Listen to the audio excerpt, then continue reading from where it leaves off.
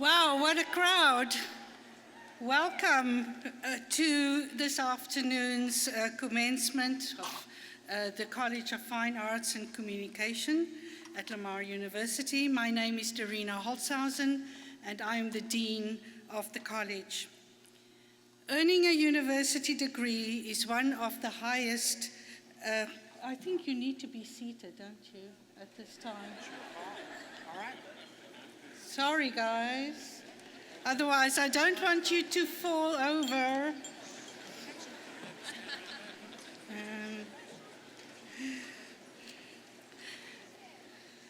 Okay, are you all settled in? Okay. Earning a university degree is one of the highest accomplishments one can achieve. Thus, it is my pleasure to welcome our graduating students and those who supported and nurtured them to the commencement ceremony. Together, we are all celebrating your success, perseverance, and tenacity in obtaining your degree. Nobody achieves success alone. The people whose moral, financial, and mentoring support made your journey possible should also be recognized. Among them, the faculty of this college. I thank them in particular because I know they care about each one of you individually and will do anything to ensure your success. They have provided our students with a contemporary and valuable higher education that is second to none. Due to their diligence and efforts, our graduates are knowledgeable, highly skilled, worldly, and properly prepared for their life and careers. Would the faculty please stand and be recognized?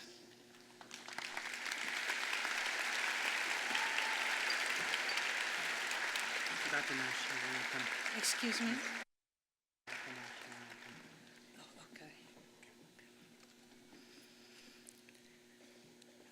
okay. Sorry. Okay, now I don't know where I was. Many others supported you on your road to your achievement. Candidates, please join me in expressing your appreciation for their unique contribution to your success.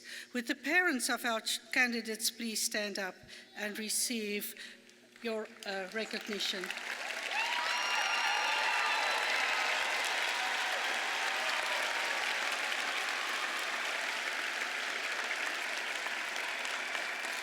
Would the grandparents of the candidates please stand and receive our applause?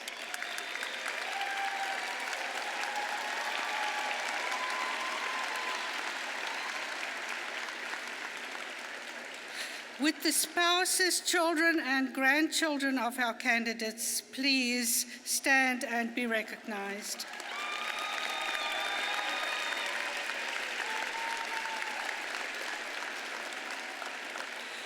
This afternoon, we share the joy and excitement of commencement with all of you.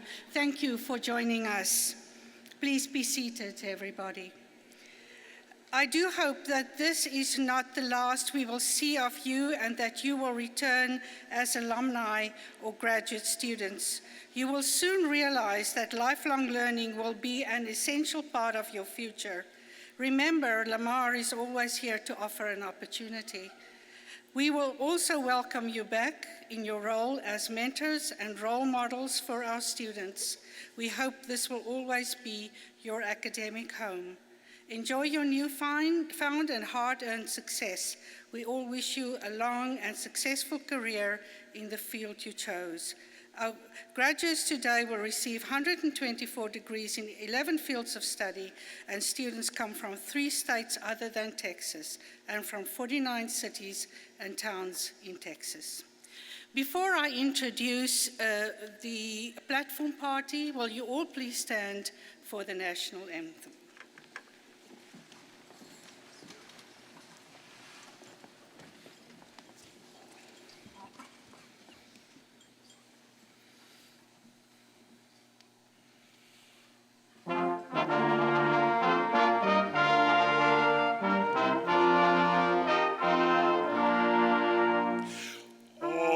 Say, can you see by the dawn's early light what so proudly we held at twilight's last gleaming, whose broad stripes and bright stars through the perilous fight o'er the ramparts we watched were so gallantly streaming, and the rocket's red glare, the bombs bursting in air, gave proof through the night that our flag was still there.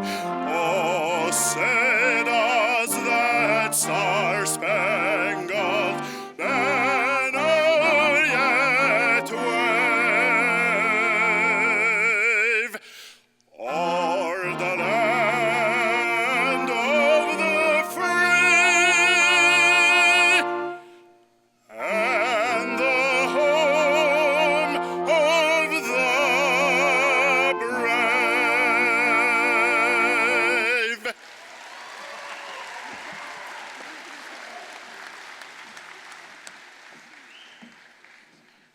Please be seated. At this time, it is my honor to introduce the platform participants for today's event. Please hold your applause until all have been introduced. As I call your names, will the platform members in row 1 to my right please rise and remain standing. Dr. Kenneth Evans, President of Lamar University. Dr. James Marquardt, Provost and Vice President for Academic Affairs.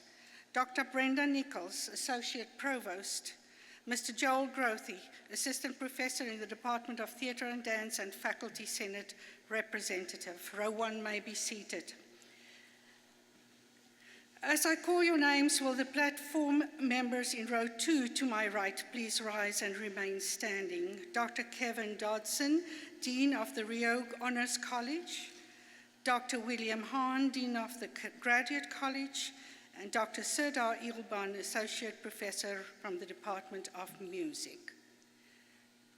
Row 2 may be seated. As I call your names, will the platform members in row 1 to my left now rise and please remain standing. Mr. Michael Kennell, nationally renowned artist and Lamar alum and today's commencement speaker.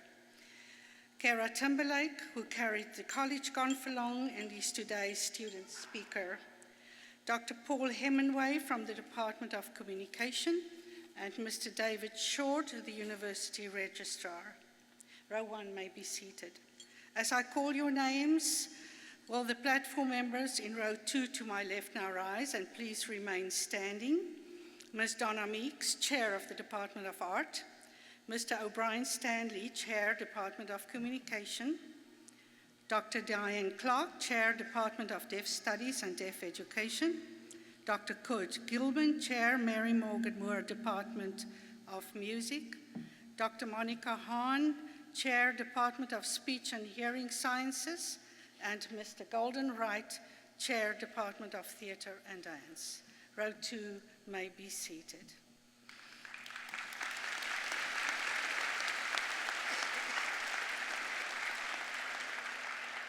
I also wish to recognize conductor Dr. Scott Deppy and members of the Lamar University Brass Ensemble. Your music greatly adds to the festivities of this special occasion.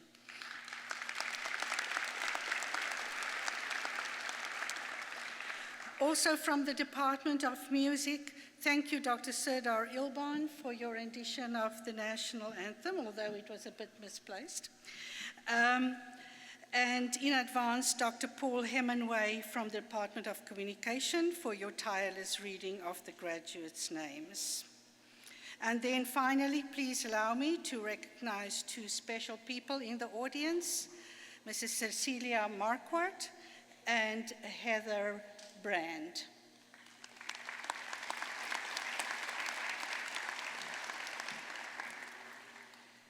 Candidates, this is your moment. Please know Lamar is proud of you. The College of Fine Arts and Communication is proud of you, as is your community, state, nation, and your family or friends. But most importantly, you should be proud of yourself. Your university education has equipped you to receive and enjoy the benefits of society and has prepared you to continue to learn as you move on to a new life. Enjoy and use your education to its fullest, and you and everyone you touch will be more prosperous for it. We love our students, and that is why our student commencement speaker always has a special place in our program. So it is my pleasure to introduce to you graduating student, Beaumont native Kara Timberlake, who entered Lamar in 2012. Ms. Timberlake has made the most of her years at Lamar and is graduating with a Bachelor of Arts in English and a Bachelor of Science in Communication with a Spanish minor. She is a member of the first class of Seniors of Distinction at Lamar. During her time at Lamar, she has been involved with several student organizations and honor society. She is a Rio Honors College member, Lamar University ambassador, and public relations representative for Lamar University Spirit and Traditions Council. She has also been involved in many philanthropic endeavors. Despite all this, she has remained the President's List and Dean's List during her time at Lamar. She has presented her undergraduate research at several conferences, which has earned her 3 grants and scholarships. Pursuing international experience, Ms. Timberlake studied abroad at the University of Salamanca in Spain through the Lamar Study Abroad program. After graduating, she will embark on a study abroad trip to South Africa, where she will conduct media research in politics, culture, and economics. In 2015, she was selected as one of 2 undergraduate students to receive the prestigious Beck Fellowship, which led her to participate in the Fund for American Studies in Washington, D.C., where she interned at the National Trust for Historic Preservation and took 2 classes at George Mason University. She provided service as the student representative for the 2014 Teaching Innovation Review Committee, speaking at the 2015 President's Circle Dinner, and representing Lamar at the 2016 Welcome Ceremony of Preview Day by participating in the student panel. For 2.5 years, Timberlake has held a writing internship with the university's Public Relations Office, where she was nominated for Lamar's 2015 Student Employee of the Year. Gaining real-world experience as a journalist, Timberlake has written for the university press for 3 years, serving as the managing editor in spring 2016. Please join me in welcoming Kara Timberlake.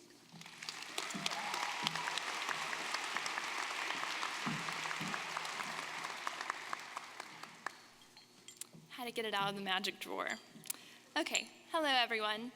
I'd like to begin by thanking all of the guests here who have supported and loved us along our collegiate journey.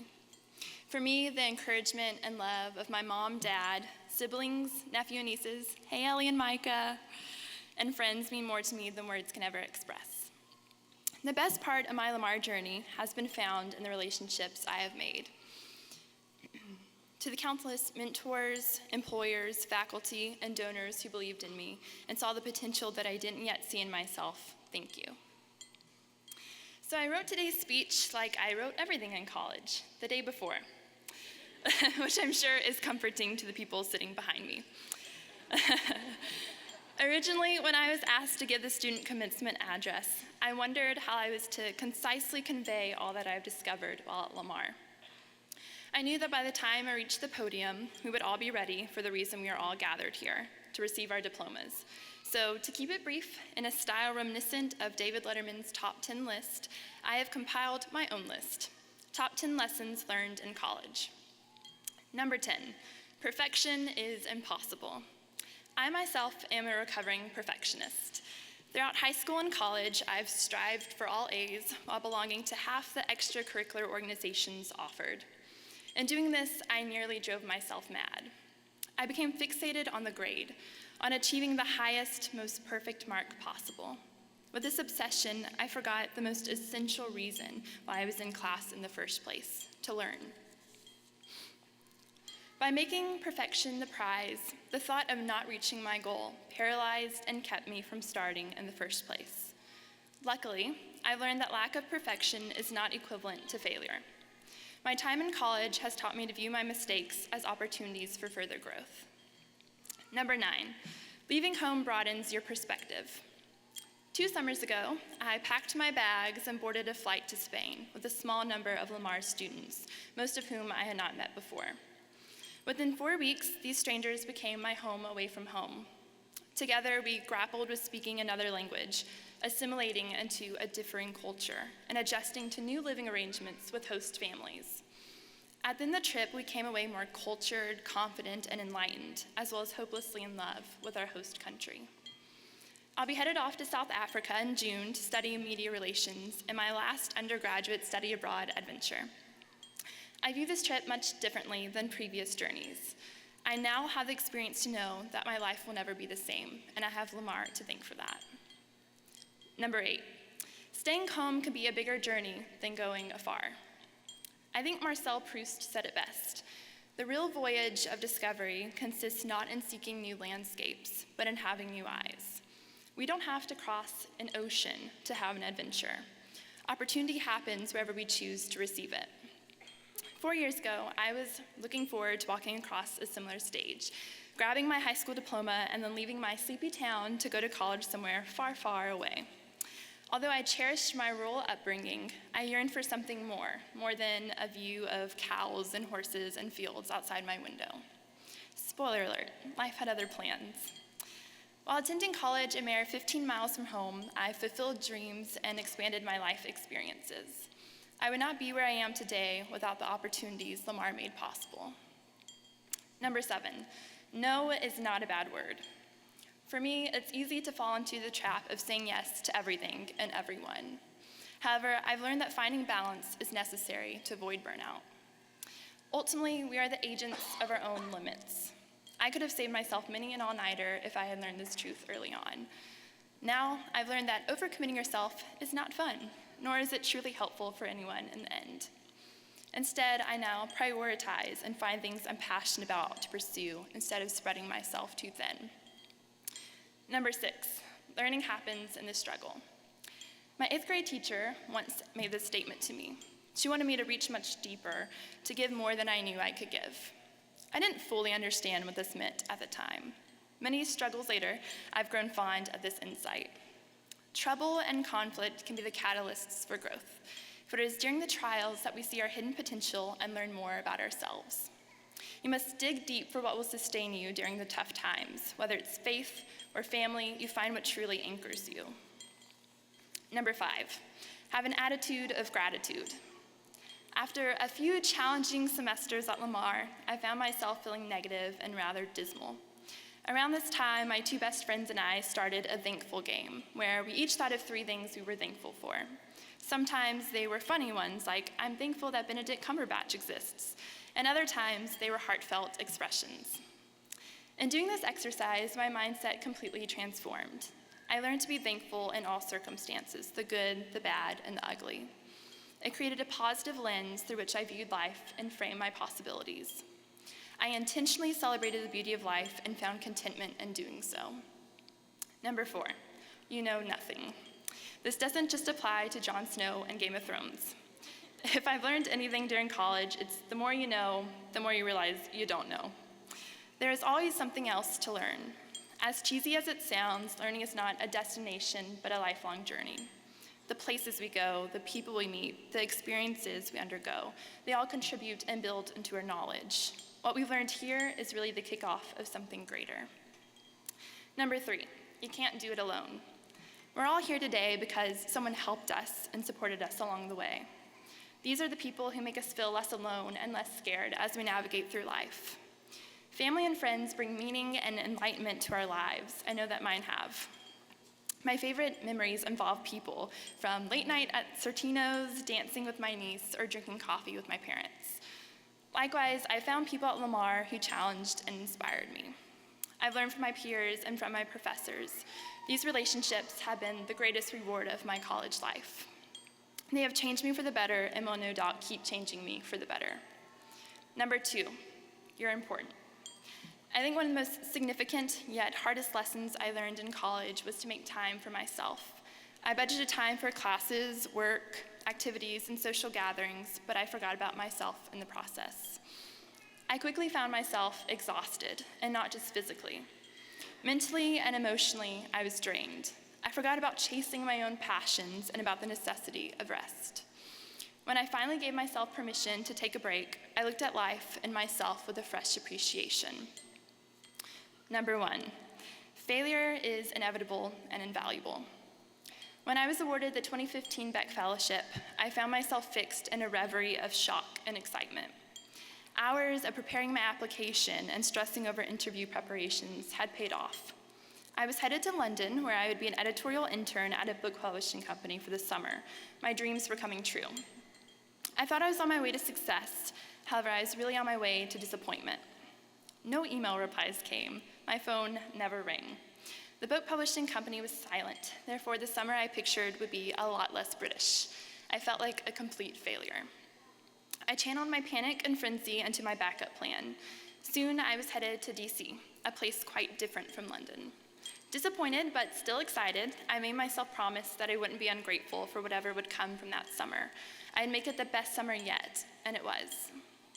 It was there I took a class taught by a retired White House correspondent and columnist for USA Today. I served as an editorial intern for the National Trust for Historic Preservation and had once-in-a-lifetime experiences, such as visiting the British Embassy or casually eating pizza with former CBS Evening News anchor Talia Suris. And it was there that I made lifelong relationships with people who taught me about different cultures, music, food, politics, art, and religion. Looking back, my disappointed dreams gave birth to a joyful journey. For many of us here, today is the day we waited for. The moment we are handed our diplomas signals a sense of freedom. No more research papers, no more 8 a.m. classes, no more comprehensive finals, and this is definitely a feat to be celebrated. As we leave here today, I hope we have the courage to do what scares us, and that we're kind to ourselves as we learn along the way. Adversity will come, but it's not the end. It's the birth of something bigger. Congrats, you guys. In the words of Elle Woods, we did it.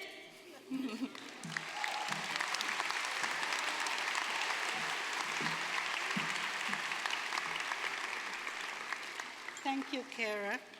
Next, it is my pleasure and honor to introduce our commencement speaker, College of Fine Arts and Communication alumnus, Michael Kennel. Michael was born in Casper, Wyoming in 1964 and currently lives and works in Houston, Texas. He received his bachelor's in fine arts from Lamar in 1986 and his master's of fine art at the University of North Texas, Denton in 1990. Like many of his contemporaries at Lamar, he attributes much of his success to Professor Gary Newman, who not only emphasized students' ability to draw, but also instilled in them a work ethic that benefited him his whole life. Michael's work as an abstract, modern, and contemporary artist is increasingly being recognized, and he has just completed an exhibition at the well-known Moody Art Gallery in Houston. His work is part of the collections of the Museum of Fine Arts in Houston, the Art Museum of Southeast Texas in Beaumont, Houston Airport System, City of Houston, Lamar University, and is included in national and international corporate collections. The Art Museum of Southeast Texas organized an extensive exhibition of his work in 2015, which traveled to the Galveston Arts Center. Keno was also included in the publication Texas Abstract, Modern Contemporary by Jim Edmonds and Michael Pagila in 2014. Please, Michael, join us at the podium.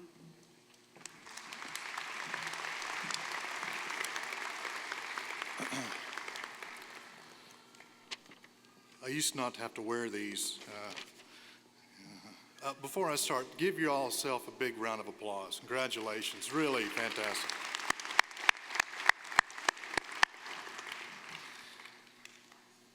I'd Like Dean Holtzhausen commented, I went to Lamar from 1982, the summer of 1982 to 1986. And it was there that I began to take painting from Jerry Newman. Jerry was more than just a teacher. He was a confidant, best friend, a much older brother to me.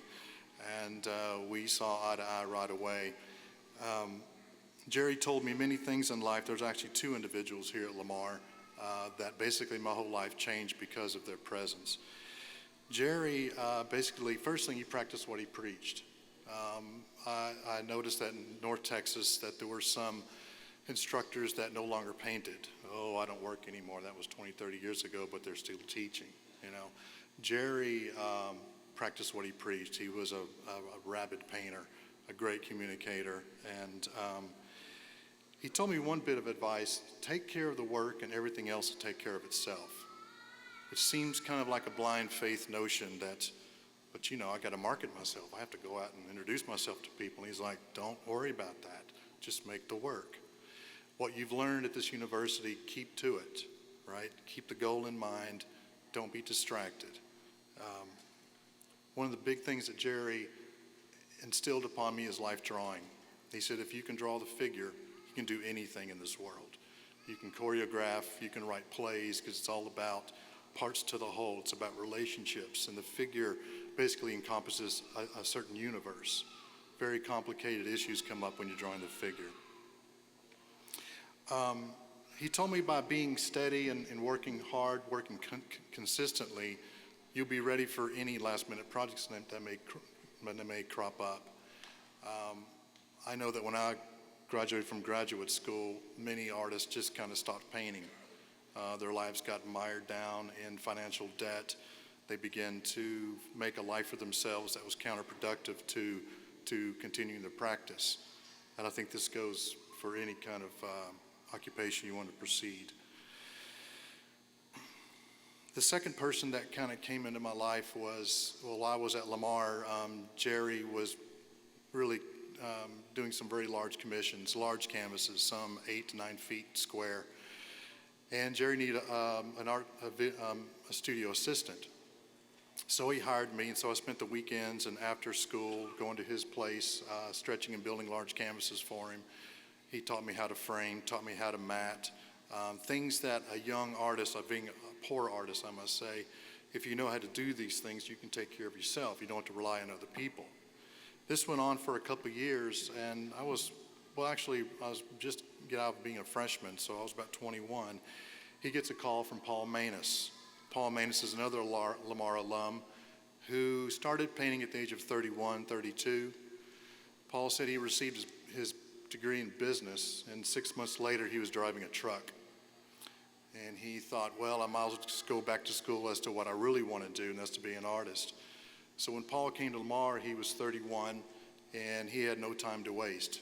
He got through at Lamar in 3 years, and he shot right up to New York City, where he began to have shows, one after the other. One of Paul's paintings can be seen in the foyer of the Museum of Southeast Texas, downtown Beaumont. It's the big plane based on the Enola Gay. And just looking at that painting, black, white, tar, it looks like the refineries of Beaumont.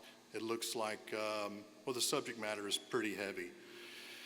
So Paul called down to Jerry and said, I can't rely on these New York guys. They don't show up on time. They build shoddy canvases. They're not square. And Jerry said, well, I got this young kid, Michael Kennaugh, and he said, you pay for his flight and you feed him, he'll go to work for you.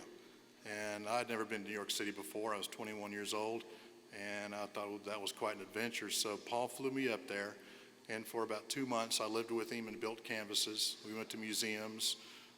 We just had a ball. But being around Paul was something different from Jerry. Jerry's studio was the first studio that I'd stepped foot in. Other than being at Lamar, I'd never really been to a private studio and seen how a professional works, and I was just hooked. Paul's situation was a little different. He lived in Williamsburg, Brooklyn, which back then was a pretty dicey neighborhood. Paul was working out of an abandoned warehouse, and he was kind of you do what you could in New York to survive. And he had a 6-foot cadaver sink for a kitchen sink. The drain hole was here. That's where you wash your dishes. And you put the drying rack where the head probably used to be. And I thought, man, this is New York urban living, you know. It was intense. So needless to say, I returned to Beaumont like a very changed person. I felt like I'd seen things that no other student would see unless you stepped outside of the university experience. Paul told me, because he was living it, he said, you've got no time to waste. You know, take yourself seriously. Once you find your direction, then go at it. Because very few people can keep up that pace. Very few people get distracted. If you take what you learned from Newman and apply it, you'll be fine. So I did that throughout my Lamar career with Paul, and then I went up to North Texas, got my master's degree, and then returned to Houston in December of 1990. And being an artist, there is really no game plan. You know, you leave the confines of a university, of a strict environment of classes and appointments. So how do you make your way? I landed a job at Fine Arts Express, which was then the largest art handling business in the country. We delivered to museums and galleries and private individuals. We trucked across Texas into Louisiana and Mexico. And that was the North Loop of Houston. I got an apartment which is the top floor of a duplex. And I thought I was high living. You know, I was about 3 miles south of my work in a big city that's very, very nice to be. It's very convenient. And I had to find a studio quickly because I was given a show right away at the Dishman Art Gallery here at Lamar. Myself and my former roommate in North Texas, Rick Lewis, who was another Lamar alum, as well as Paige Menifee, another Lamar alum who's getting her master's from TCU.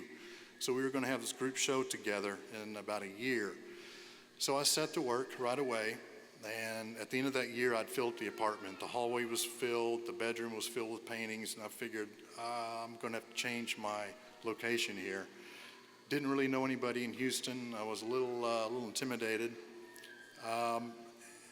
And I neglect to say that I lived above this hair salon called Sheerful Expressions. You know, like Sheerful Expressions. And Rose and Ruth ran the shop. And I'd go down there and get my head worked on because it was very convenient.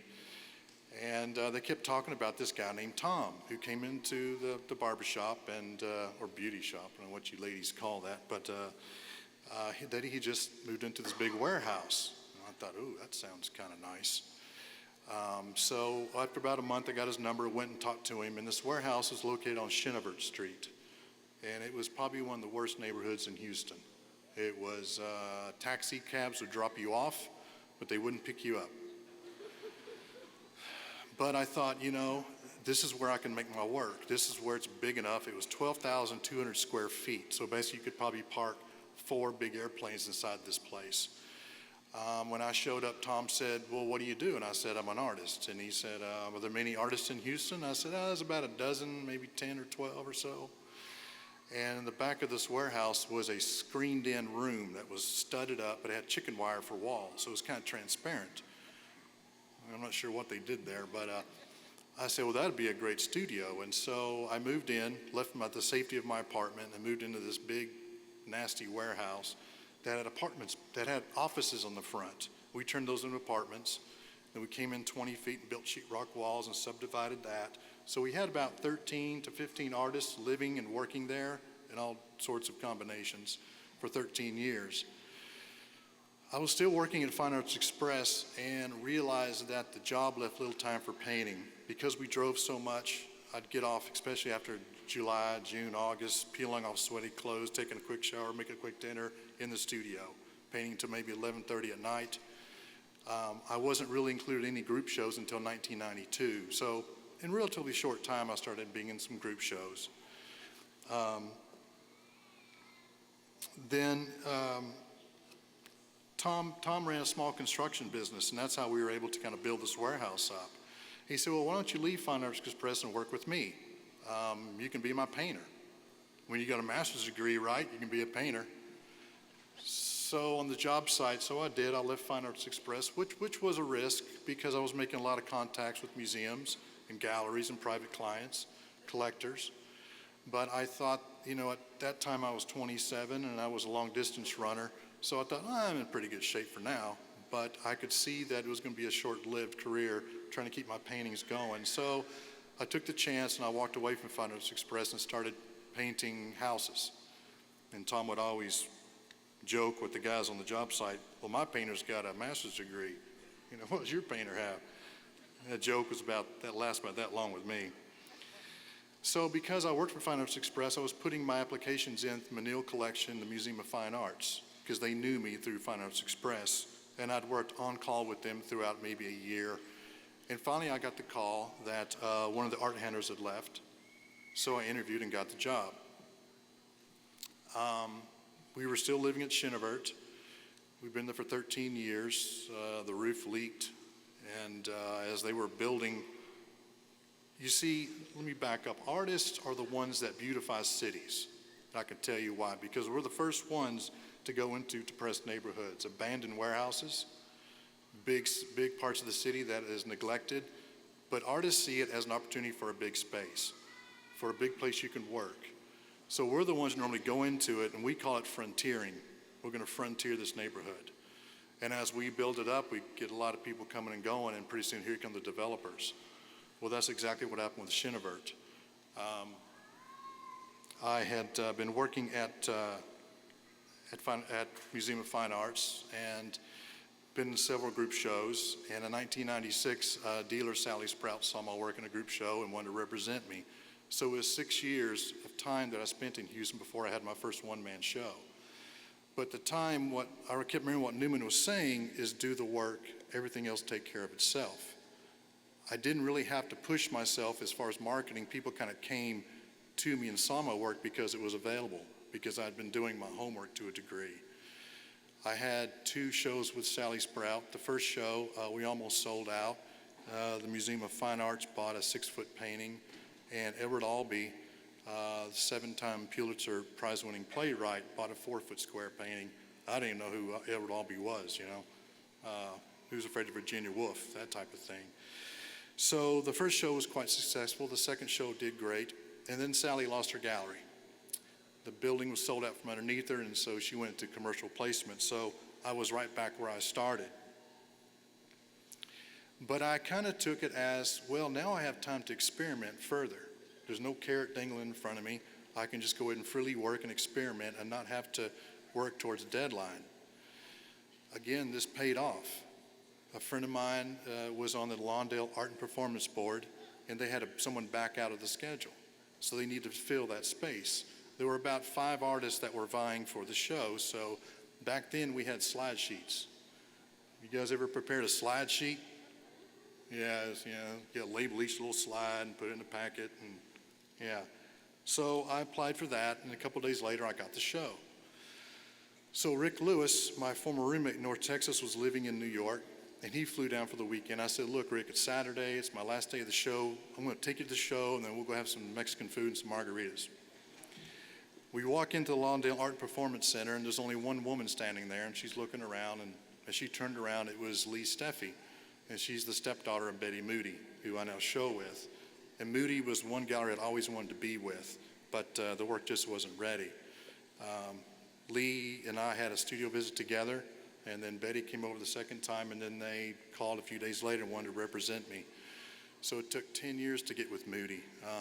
I've been with her for 16 years and had 7 solo shows with her, and life is pretty blissful at this moment. So here come the developers. Everything's going well. I got my gallery back. I landed better than where I was before. And then the tax man went up 65% off in taxes, so we had to sell Chinevert.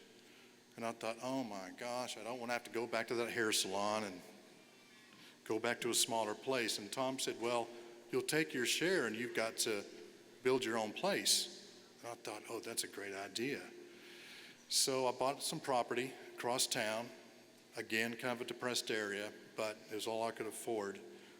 And then the lessons of life drawing came back to me.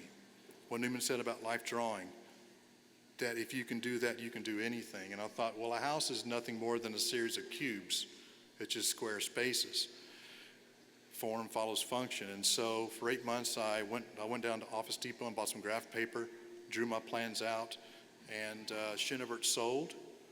So I had to move into this little row house that was built in 1886.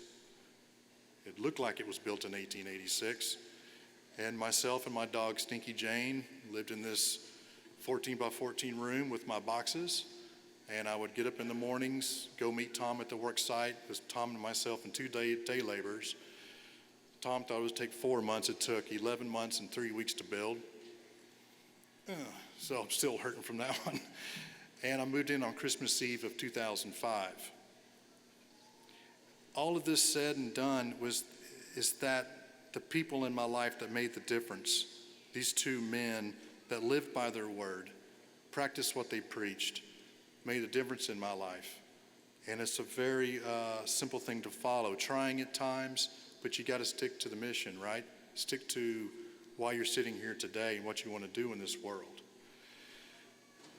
There's three things that I kind of seek in my life, and this: to be consistent, to seek a harmony between your life and your work, and realize when good advice is given to you. I wish you all the best. Very proud of you guys. You're going to make the world a better place. Thanks, everybody.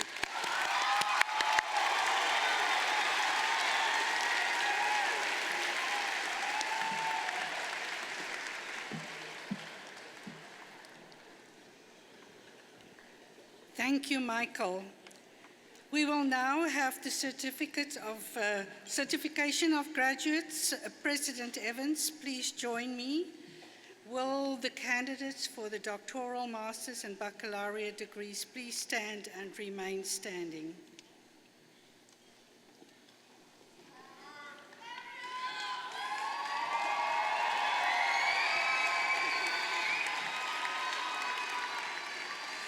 President Evans, on behalf of the faculty of the College of Fine Arts and Communication, I'm pleased to present the candidates who have met all the requirements for the listed degrees.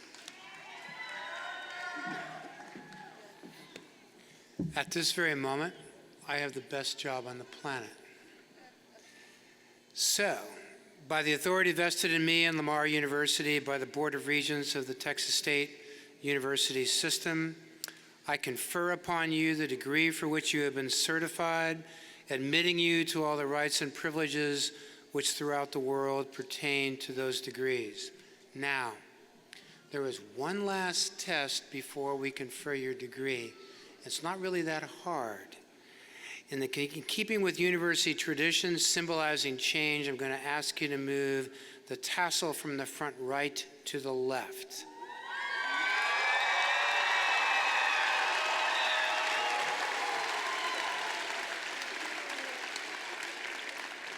All right then, graduates, my sincere congratulations.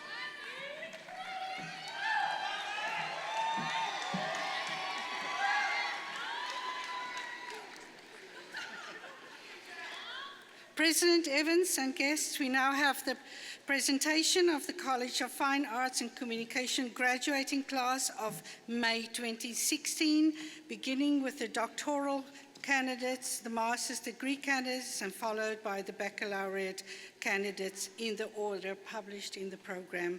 Dr. Marquardt, will you please come forward and introduce the doctoral candidates and their advisors?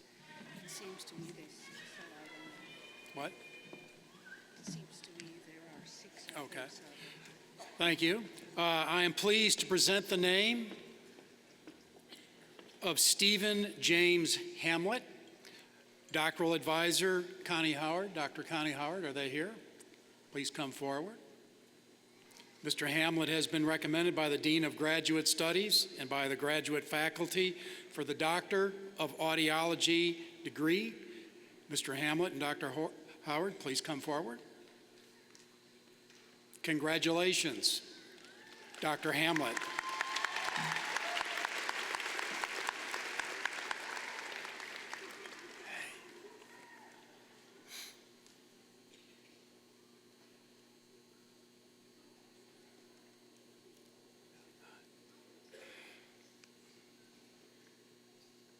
I am pleased to present the name of Elizabeth Frances Massey and her doctoral advisor, Dr. Vicki Dion.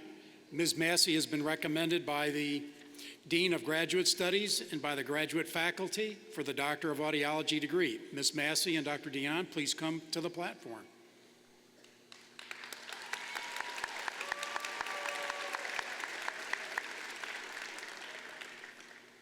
Congratulations, Dr. Massey.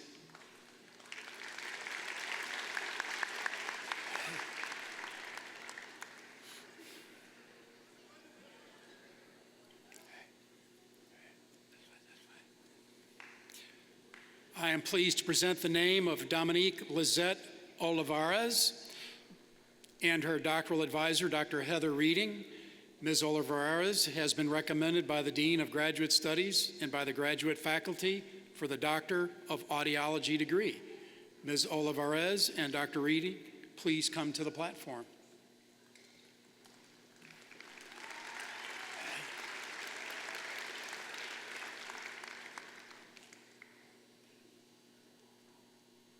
Congratulations, Dr. Olivares.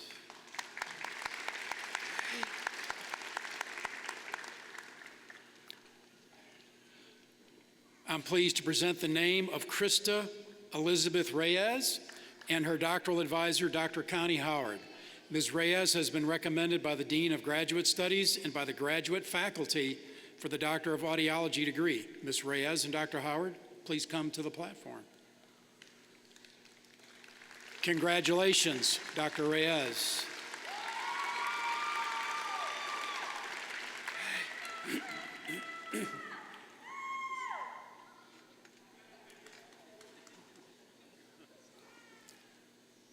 I'm pleased to present the name of Kristen Michelle Rollo and her doctoral advisor, Dr. Heather Reading.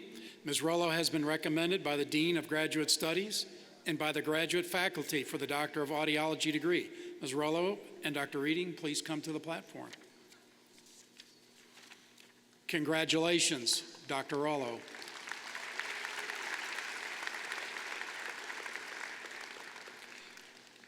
I'm pleased to present the name of Jeff Scott Sievers and his doctoral advisor, Dr. Connie Howard. Mr. Sievers has been recommended by the Dean of Graduate Studies and by the graduate faculty for the Doctor of Audiology degree. Congratulations, Dr. Sievers.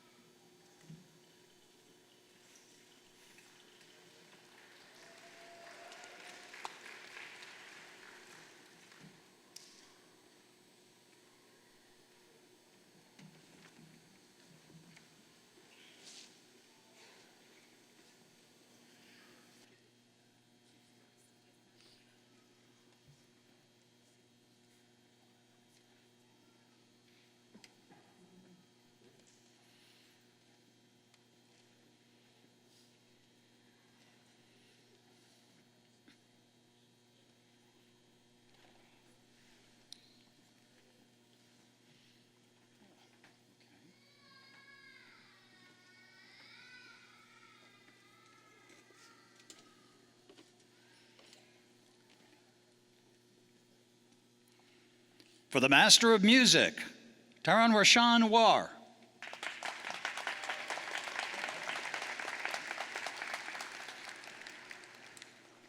Carl Dennis Woodall, Jr.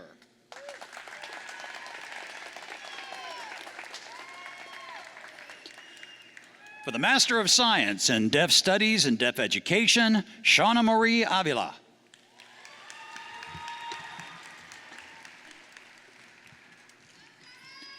Brian Andrew Cheslick.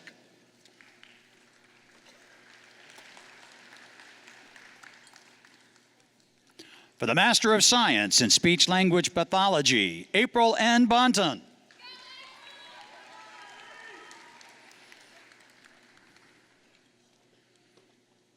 Paula K. Boudreau.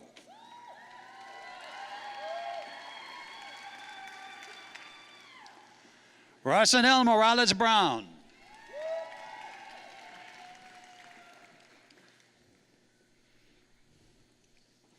Kirsten Marie Burton.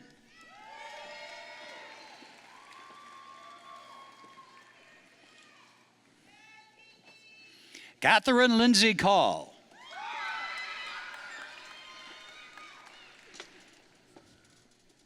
Ashley Elizabeth Collins.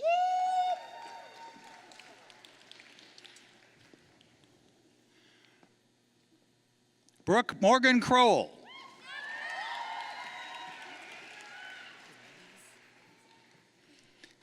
Caitlin Elise Cunningham.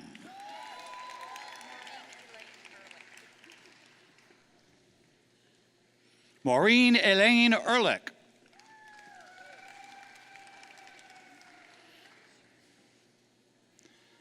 Justin Aaron Evans.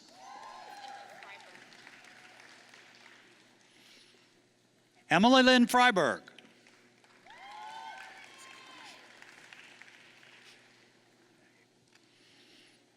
Austin Granger.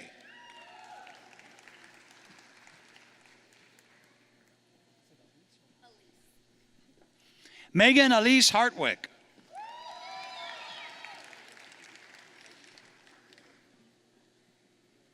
Caitlin Breen Harvey.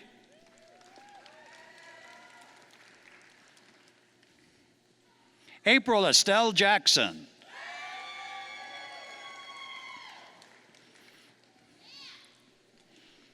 Laura Elizabeth Jackson.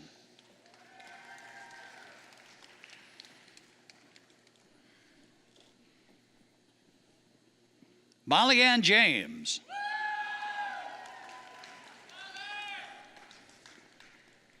Taylor Miguez.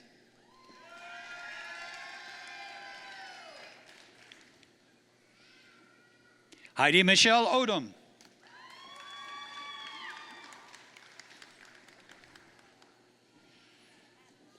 Blake Catherine Sayers.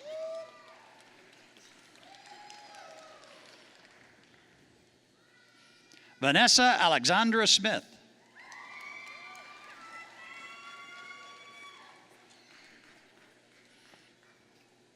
Lindsay Reed Sorrell.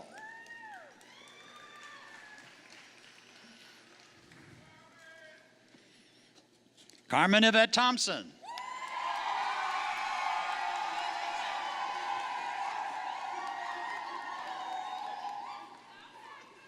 Elsa M. Tron.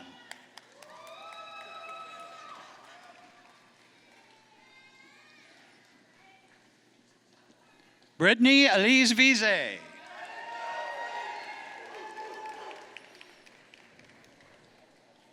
Abigail Wallace.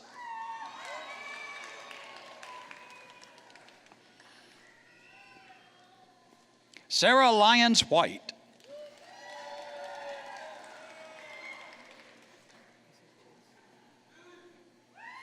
J.C. Renee Woodson.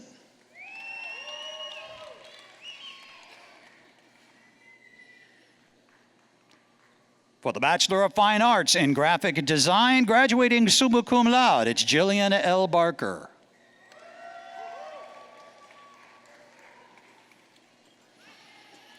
Also graduating summa cum laude, James Allen Lang II.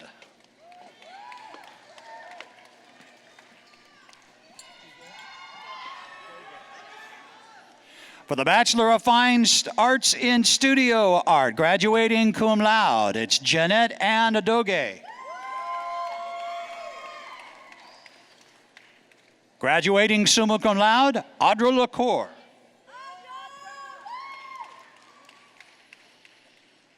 Billy Rose Smith.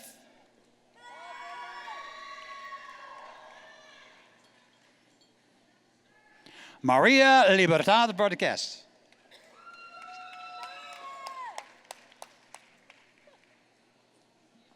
For the Bachelor of Science in Studio Art, Paula Michelle Mickey Mitchell.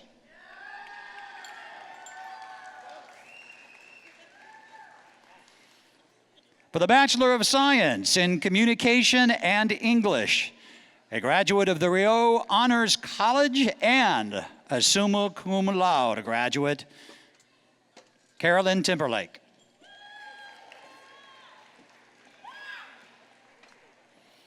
Now for the esteemed degree, Bachelor of Science in Communication, Enoma Agbongiasere.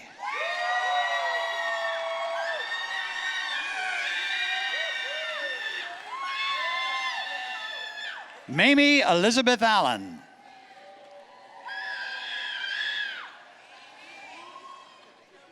Dylan Paul Anderson.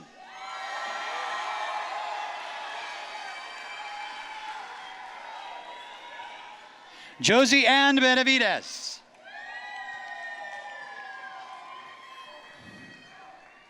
Adrian Rose Bork.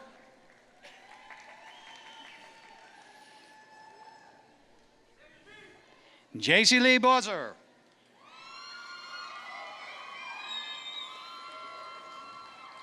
James Anthony Bryant.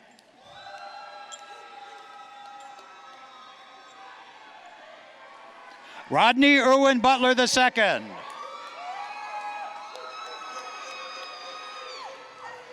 Grant Davis Crawford.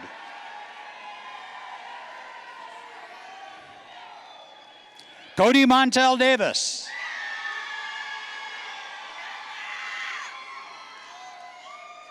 Cody Lauren Druitt.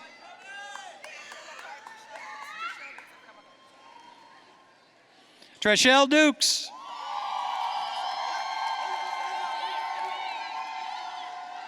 Chelsea Brianne Dupre.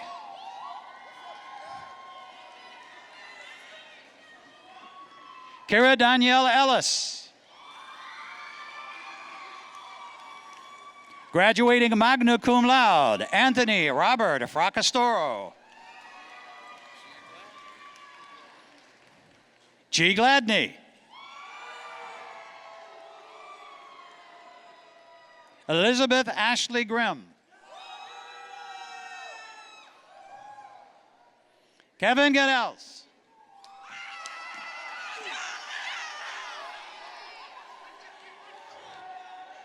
John Hickman.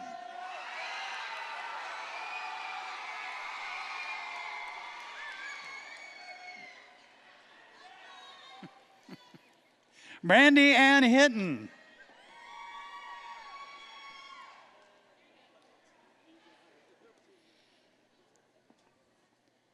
Mitchell A. Junius.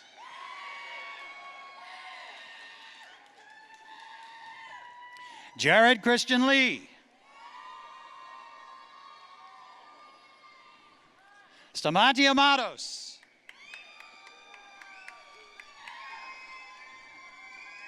Jared Ryan McClellan. Graduating summa cum laude, Kevin Michael McGee.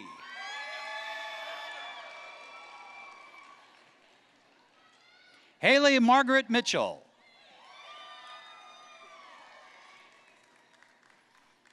Graduating cum laude, Travis Myers.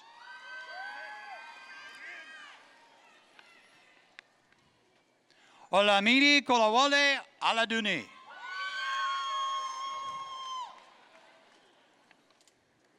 Allison Leanne Pipkins. Michael Benjamin Underhill.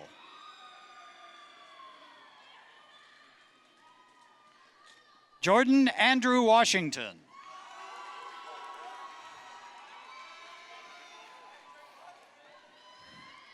For the Bachelor of Arts in American Sign Language, Tasha Milligan.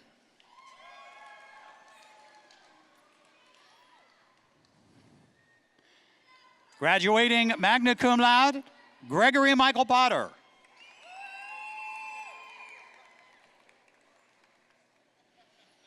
Graduating magna cum laude, Amy Marie Shepard.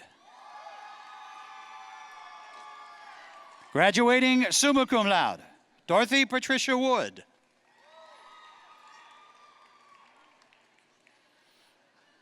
For the Bachelor of Music, graduating magna cum laude, Connor Michael Bordelon Ross.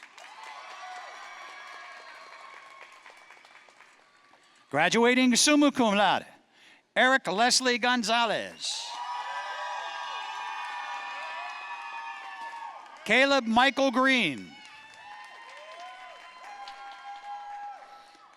Graduating summa cum laude, Erica Catherine Long. La Shannon Beatrice Martin.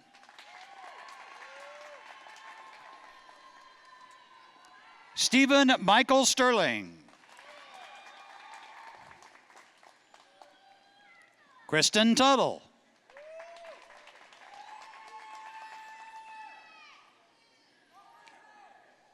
Addison Armand Weaver.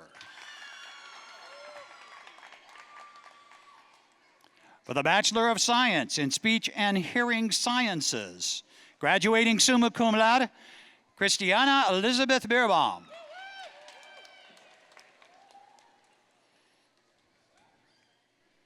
Kira Michelle Brewington.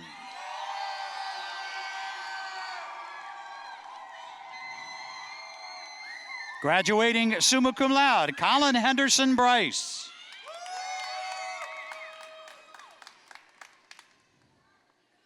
Hannah M. Cooper.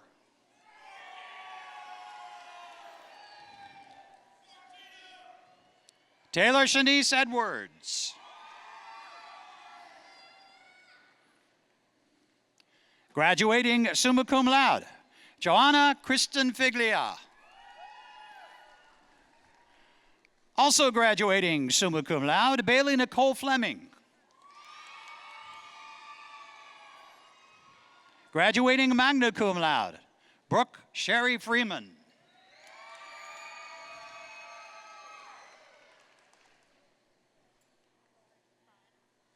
Lauren Bryan Garza. Graduating summa cum laude, Chelsea Leanna Gates.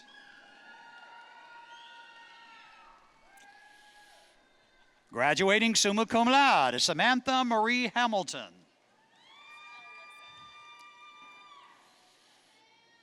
Alyssa Alexandra Hancock. Natasha Simone Harrison. Graduating magna cum laude, Haley Marie Hebert.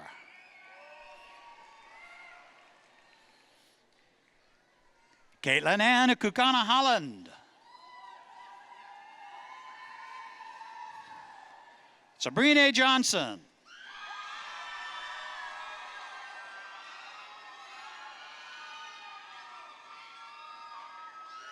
Graduating cum laude, Colby R. Joseph. Alexia Shawnee Lewis.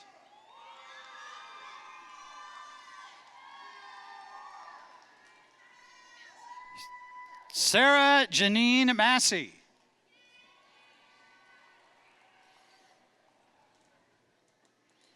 Ariel Octavia McCrary.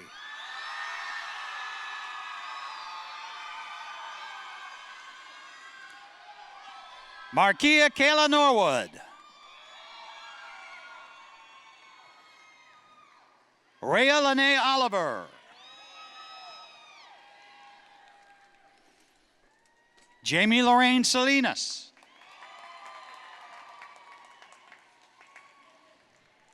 Graduating magna cum laude, Danielle Justine Smith.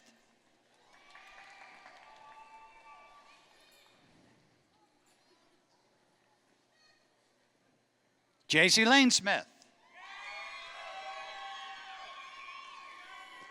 Graduating cum laude, Caitlin Mary Taylor.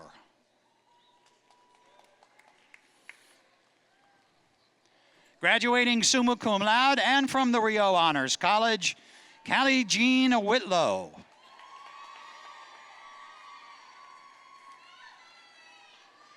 For the Bachelor of Science in Communication Disorders, Courtney Renee Jones.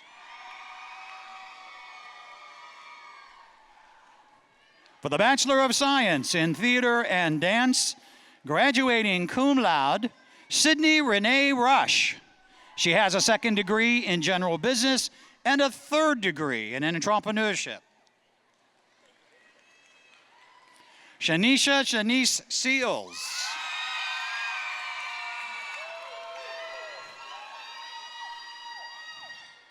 Trinice Seals.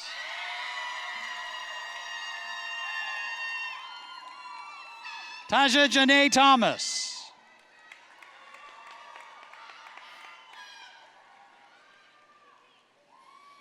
Ladies and gentlemen, before we close, I would just like to mention I'm from the Department of Communication, and you'll note that we have a list of all of our faculty, our esteemed faculty in the program.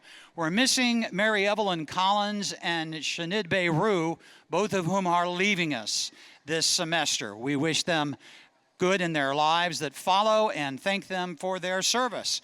And that concludes our recognition by name of the Lamar University graduates for spring 2016.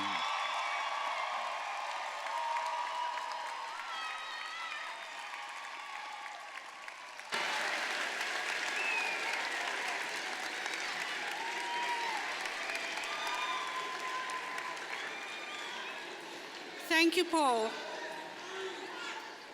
I invite President Evans to come forward to present the Plummer Awards. He's already waiting for me. The Plummer Awards honors the baccalaureate graduates with the highest grade point average in their graduating class.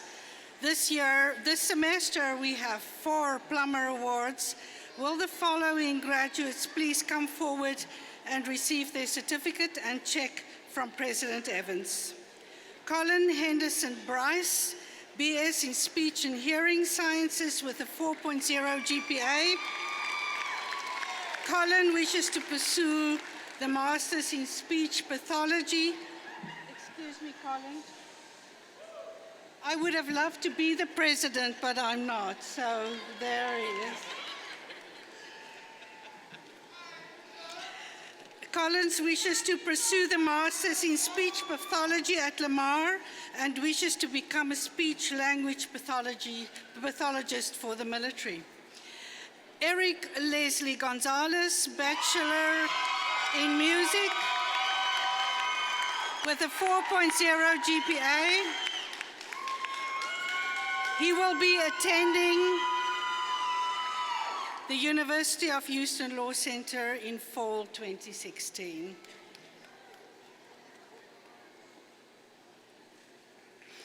Kevin Michael McGee, BS in Communication with a 4.0 GPA. He will continue working in Lamar's marketing department as a videographer and multimedia specialist.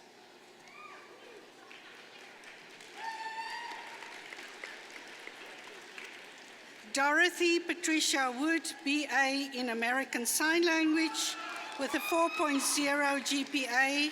She will be teaching sign language levels 1 to 4 at Westwood High School.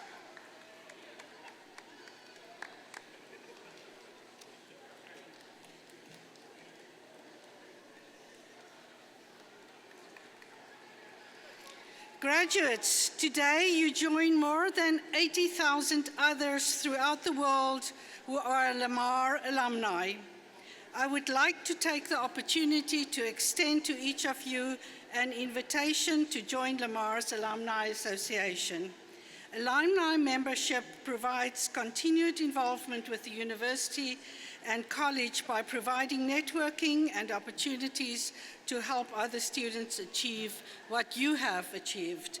I encourage you to join this important arm of the university. The Alumni Association has friendly people waiting to greet you and will be in touch. Of course, you can always find them through Lamar's website, so please join. Again, congratulations and thank you for sharing commencement with us. Everybody, also the audience. Best wishes to all our graduates. Following the recessional, we will host a reception on the concourse level of the center, and all graduates and guests are invited to mingle with our faculty, enjoy refreshments, and maybe even pose for a picture or two. I hope to see you there. Please stand for Lamar's alma mater.